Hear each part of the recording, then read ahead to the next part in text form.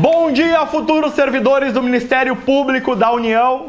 Bom dia! Bem-vindos ao nosso arraiá da aprovação. Hoje é dia de festa junina aqui, pessoal do EAD. Eu não minto, tá? Como eu não minto, sou obrigado a dizer pra vocês. Tem festa junina, tem um monte de comida aqui, tá?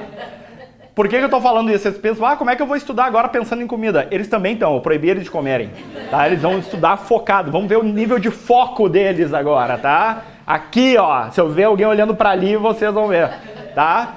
Então, pessoal do EAD, um grande beijo pra vocês, pessoal do presencial, muito obrigado por terem vindo neste sábado de manhã, e nós hoje estaremos juntos o dia todo.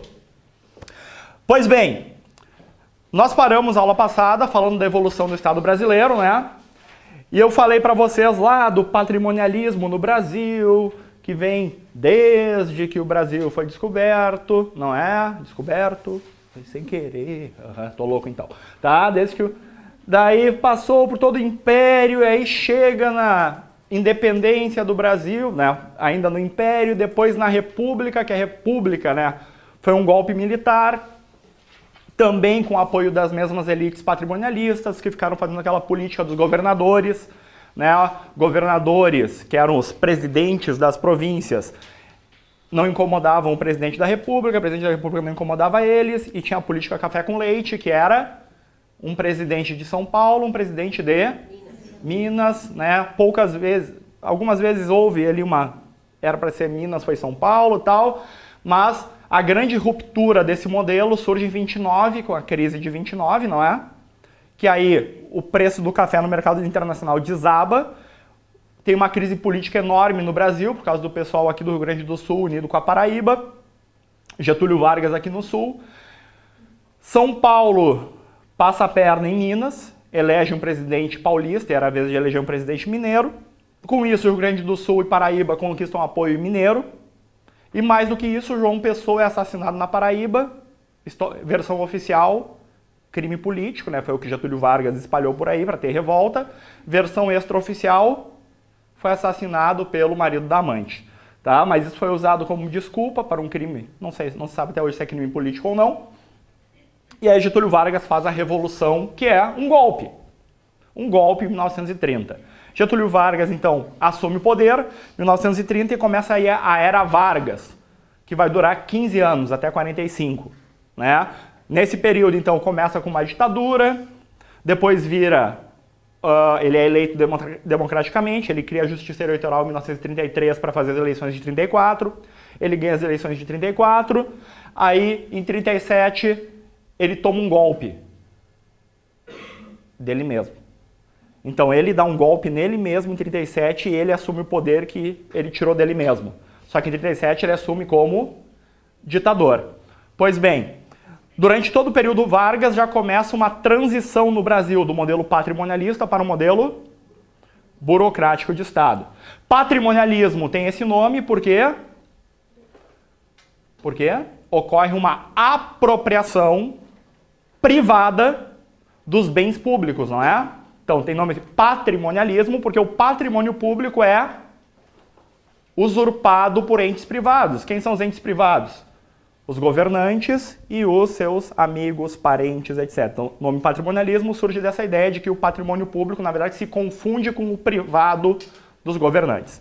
Getúlio Vargas vem começar a acabar com essa lógica ao implantar um modelo burocrático, pautado na burocracia, é um modelo baseado na racionalidade e na legalidade. Então, Getúlio Vargas começa a criar uma série de regras, uma série de instituições públicas tentando barrar o patrimonialismo. Então ele começa a implantar no Brasil a burocracia nos moldes weberianos que a gente viu sobre isso, não é? Pois bem, o que ele faz? Começa a criar regras, né? Padronização de materiais, padronização de compras, começa a criar uma série de órgãos públicos, justamente para aumentar o tamanho da máquina burocrática, dar maior controle, né? Porque a burocracia, ela combate o patrimonialismo por meio do controle rígido de processos. Legal. Então Getúlio faz isso. Em 37, como ele vira ditador, após derrubar ele mesmo, aí a reforma ganha a verdadeira força, a reforma burocrática, porque em 38 ele cria o DASP. E aí vocês têm que lembrar, então, e eu escrevi isso na aula passada para vocês, que o Brasil era patrimonialista, na sua linha do tempo, né? Então, vamos botar aqui 3 pontinhos na linha do tempo, deixa eu botar 3 pontinhos maiores na linha do tempo, e o Brasil é patrimonialista. A ruptura começa a ocorrer na década de 30. Quem é o presidente? Getúlio Vargas, certo? Faz a transição. Deixa eu mudar de cor para ficar bonito isso aqui, daí vai ficar legal. Então, na década de 30, o Getúlio Vargas, e o órgão principal que conduziu essa reforma foi o DASP. Então aqui marca o início do modelo burocrático de Estado brasileiro. Então, patrimonialismo, burocracia estatal. Começa já em 1930, mas ganha força realmente a partir de 38. Então, vemos aqui no Brasil o modelo burocrático. Fazendo a linha do tempo mais simples possível, pensando nas grandes reformas, esse modelo aqui, ele vai durar até que década? Oficialmente, esse modelo vai durar até que época? 1990. Então, década de 90. Quem era o presidente? FHC. E aí, qual é o órgão? Ele cria um ministério chamado MARI. A gente vai falar na aula de hoje sobre o MARI, tá? Que é o ministério que ele conduziu a reforma do Estado. Certo? Então, essa seria a grande divisão. O Brasil teve 2 grandes reformas. Uma reforma burocrática na década de 30 e uma reforma gerencial, que esse modelo tem esse nome porque vem da administração privada gerencial. A ideia era aplicar no serviço público ideias e modelos que vêm inspirados dos modelos privados gerenciais. O objetivo, combater a burocracia, acabar com a burocracia? Não, porque a burocracia tem coisas boas, do tipo meritocracia, não é?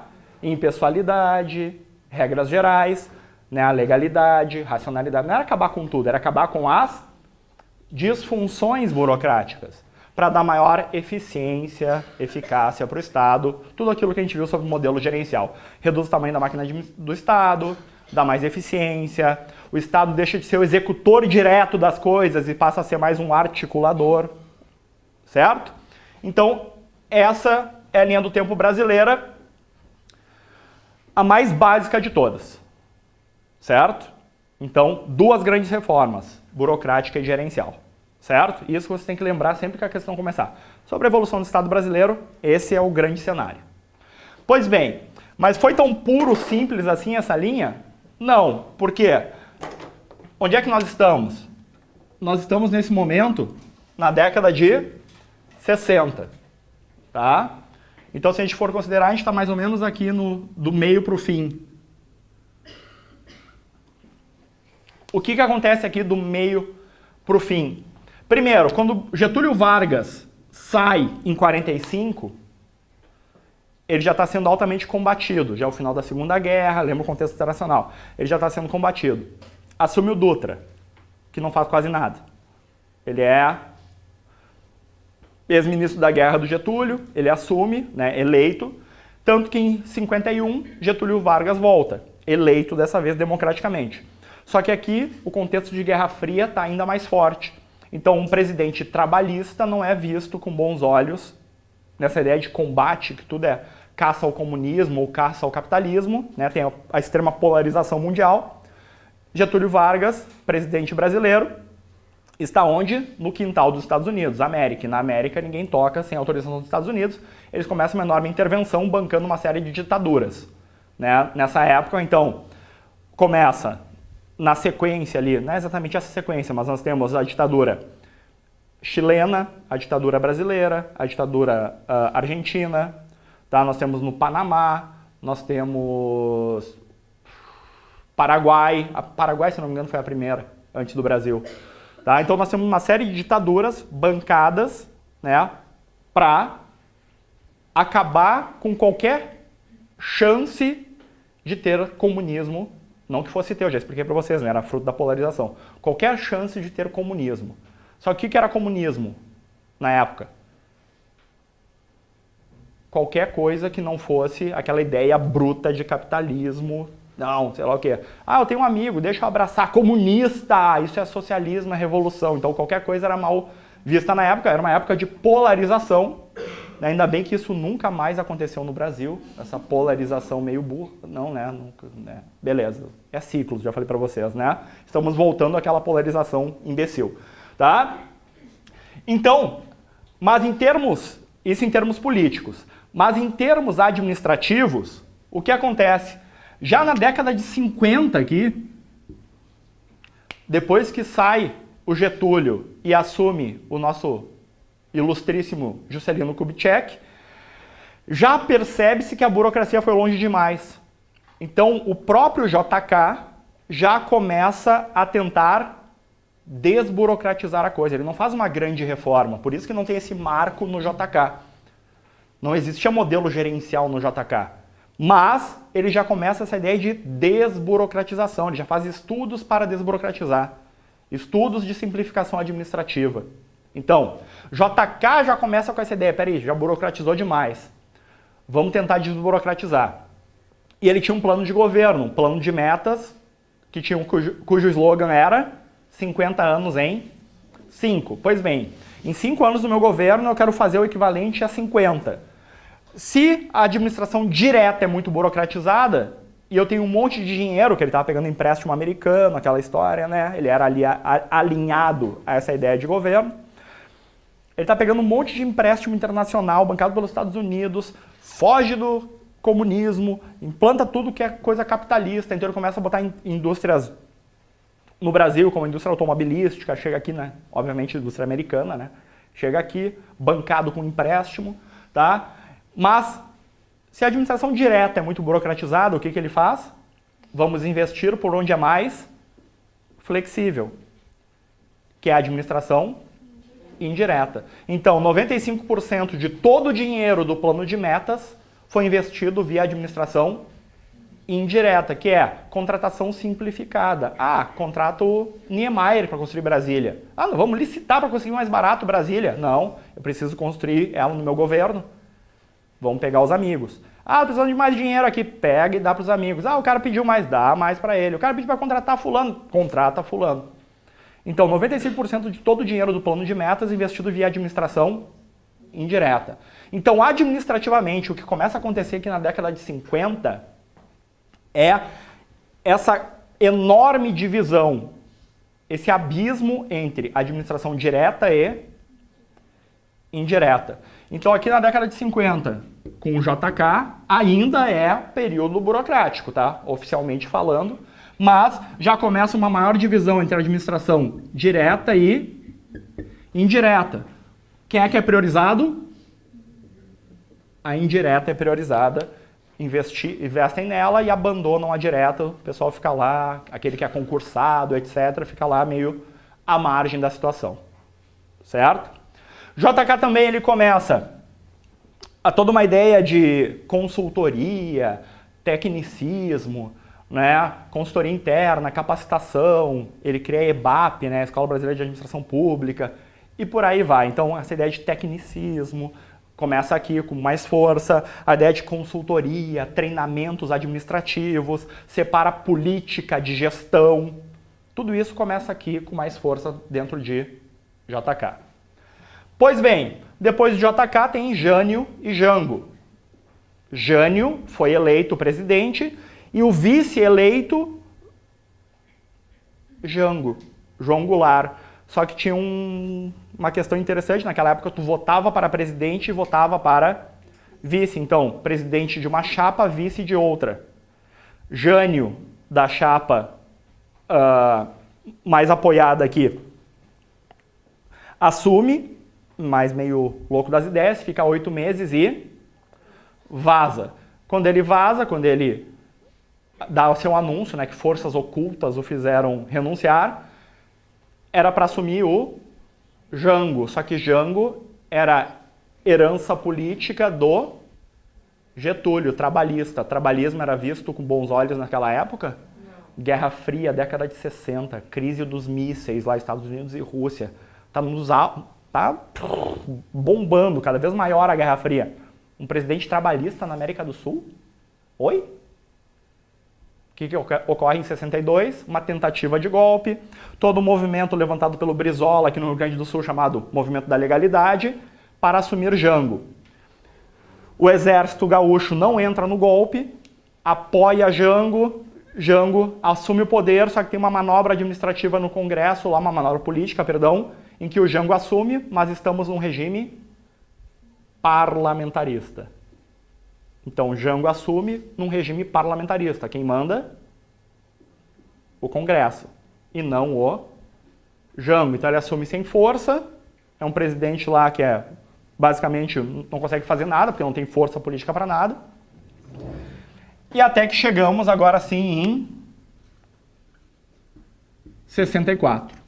Aí, 64, entram no poder os militares. Aí eles dão um golpe, dessa vez o golpe tem apoio de todo o exército, tá? As alas que não queriam o golpe são massacradas, são presas.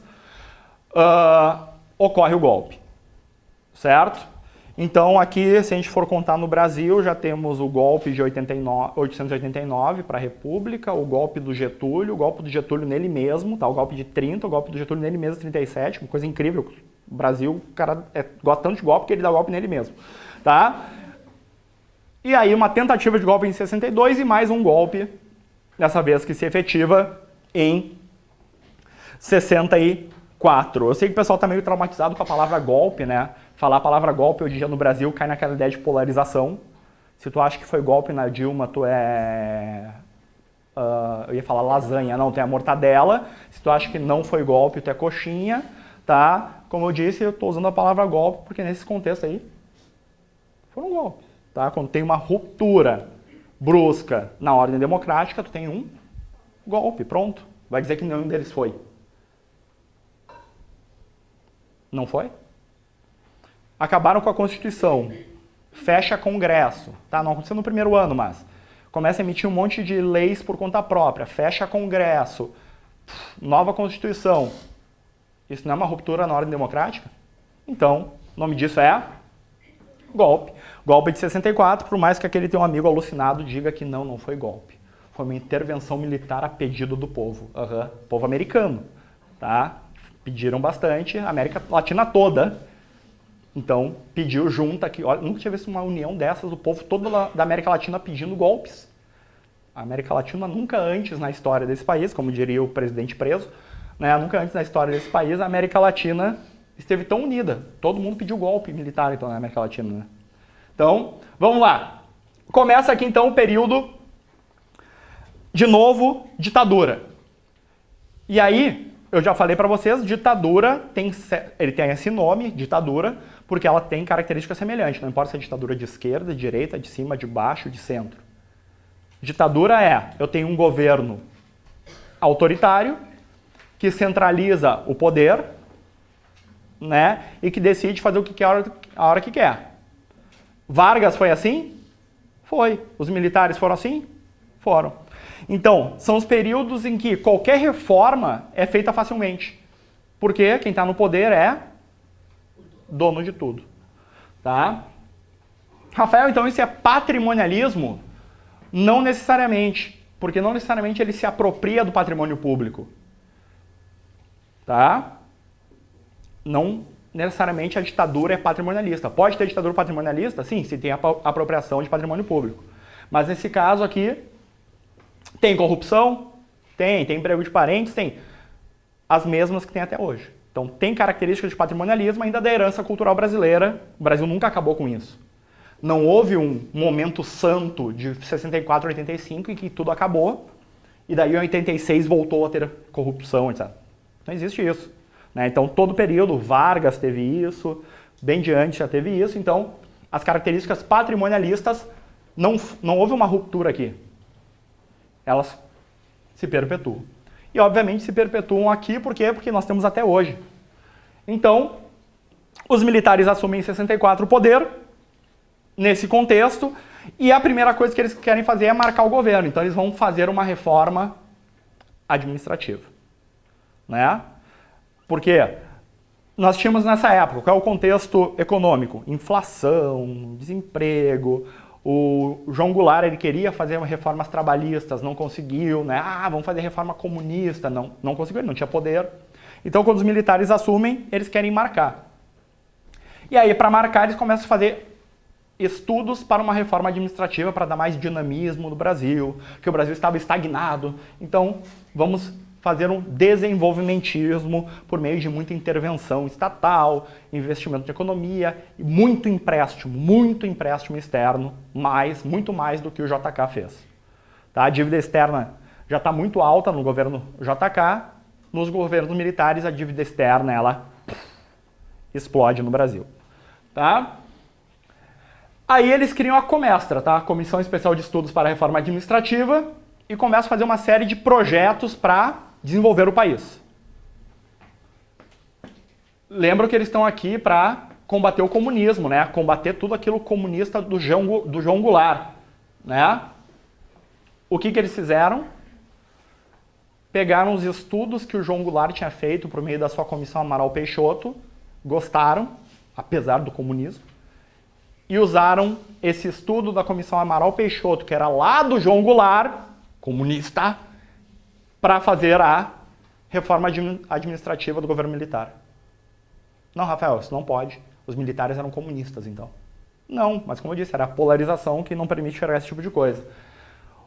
João Goulart tinha feito todo o estudo, os militares olharam, que legal isso, vamos fingir que não é dele, vamos pegar para nós, vamos fazer a nossa reforma. Então, basicamente foi isso que eles fizeram. Bem-vindos ao Decreto-Lei 200 de 67. Cai até hoje em alguns editais, né, o Decreto-Lei. Tem vários artigos dele, que ele é um decreto enorme, ele é uma reforma administrativa, é um decreto gigantesco, e boa parte dele ainda está vigente. Não é? Quando a gente fala de administração financeira orçamentária, a gente cita ele. Quando a gente fala uma série de coisas, né? Os princípios de administração pública dele são válidos ainda. Tá? Tem 5 princípios ali que são válidos ainda. Então, o Decreto-Lei até hoje ele é vigente em vários aspectos. Tá? Então, militares assumem em 64. Em 67, eles partem para essa reforma administrativa mais extensa. Tá? Alguns autores dizem que essa reforma ela foi tão grande que ela chega a ser já uma tentativa de modelo gerencial no Brasil.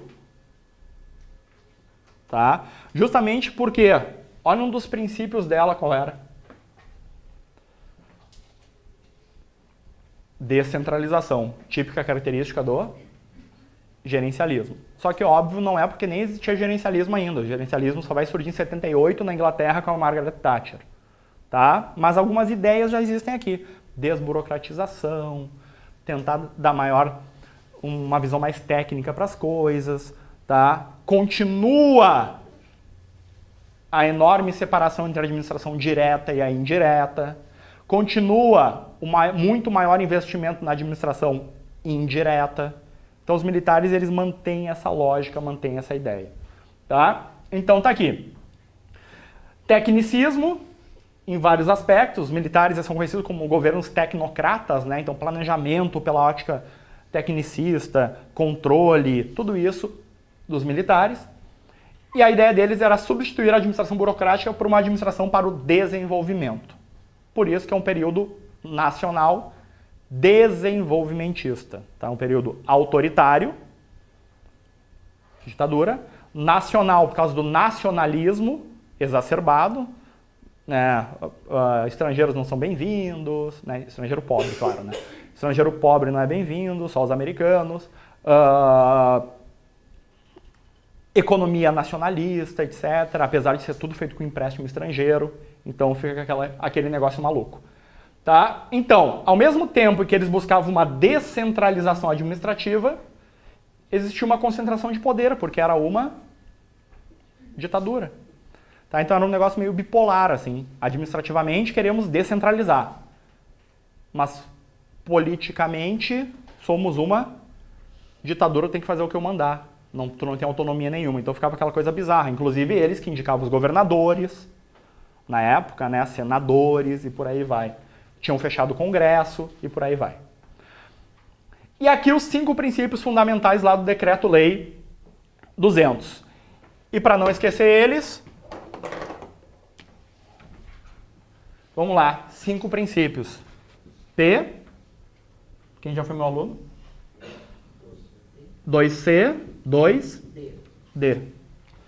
P, 2C, 2D são os 5 princípios do Decreto-Lei 200. Tá? P de planejamento. Ah, foi eles que criaram o PODC, Rafael? Pode ser? Não, não foram eles que criaram. Daí que a gente vai falar ainda na próxima aula, provavelmente.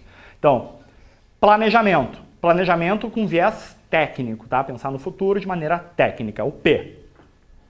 2 Cs. O primeiro, que é o mais fácil, controle, porque eles eram, obviamente, era uma ditadura, então muito controle. E que é um princípio burocrático também, né? E coordenação, a ideia de coordenação entre diferentes níveis, diferentes organizações, tá? Então, P, 2C, planejamento, coordenação e controle. E os 2 Ds, que vocês conhecem, até hoje tá aí, que são descentralização e delegação, que vive caindo em concurso, né? A diferença entre descentralização e delegação.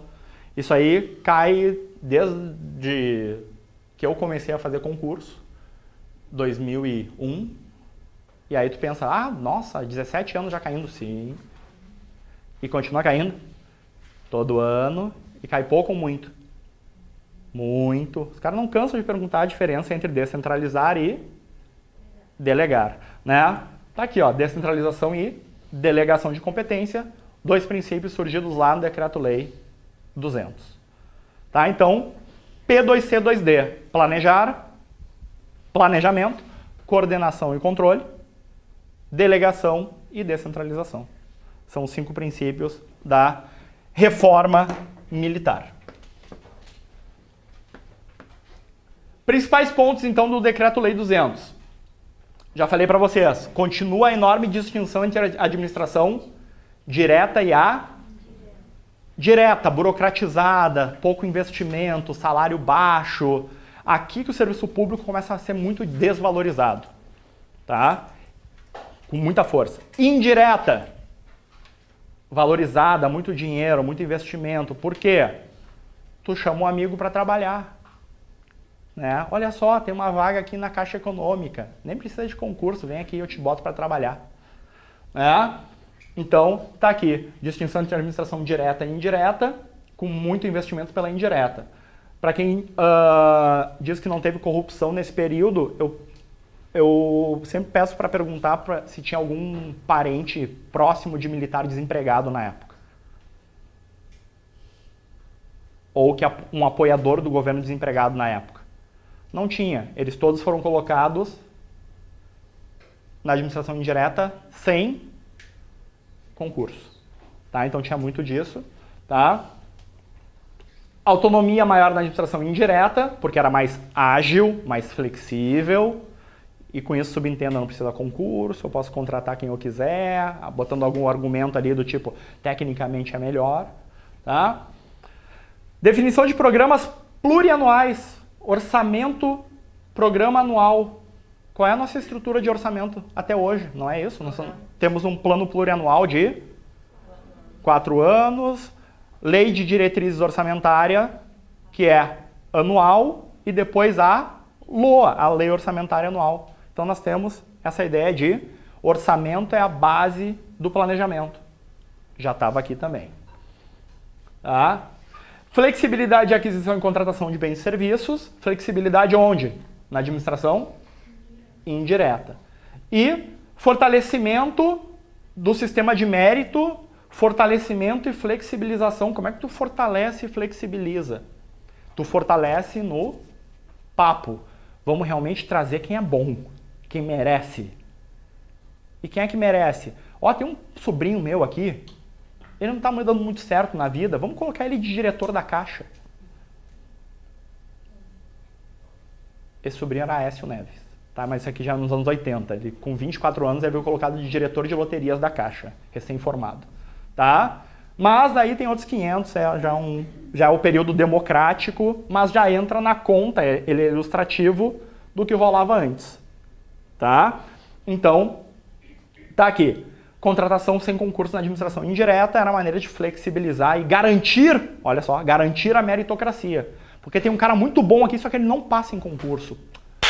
Põe ele aqui de diretor. Né? Tem muita gente que olha aqui e pensa, pai, eu queria isso. Né? Não, vocês são verdadeiros meritocratas, vocês estão aqui para passar por esforço próprio. Tá? Não do tio, não do primo. Beleza? Pois bem,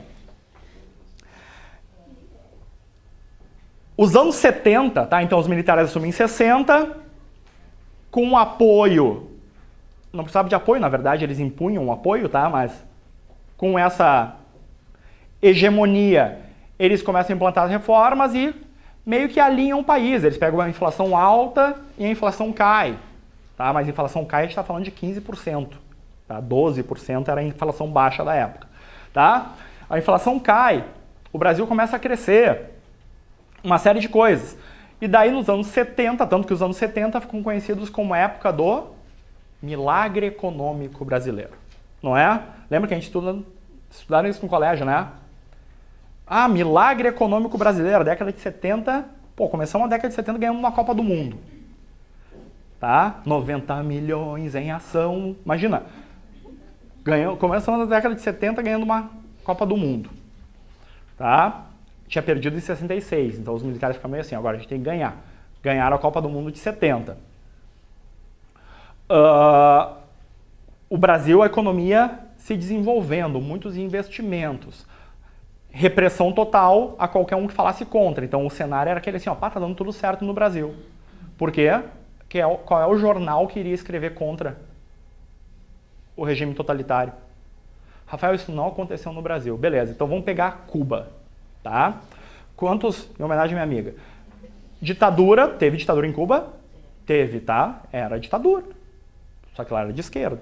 Beleza. O que acontecia se um jornal cubano escrevesse contra Fidel Castro?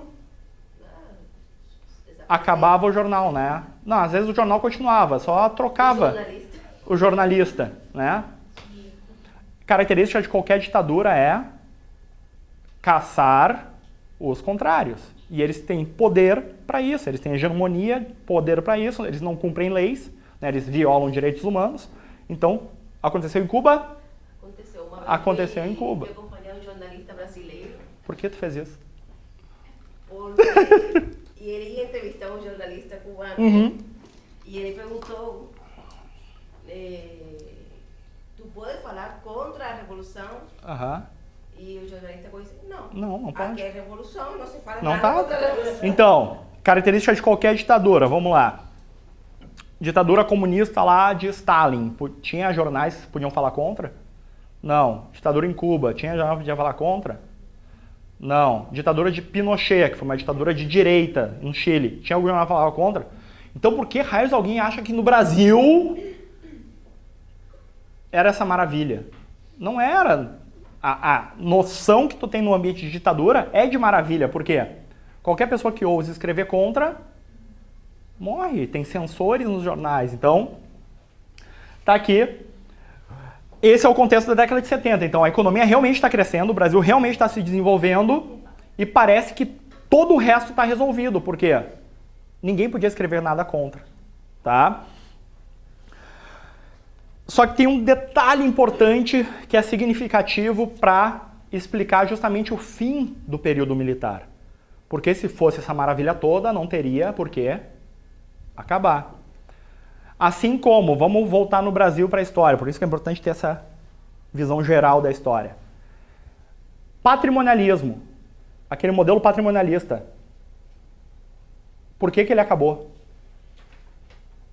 Crise política e econômica, não foi?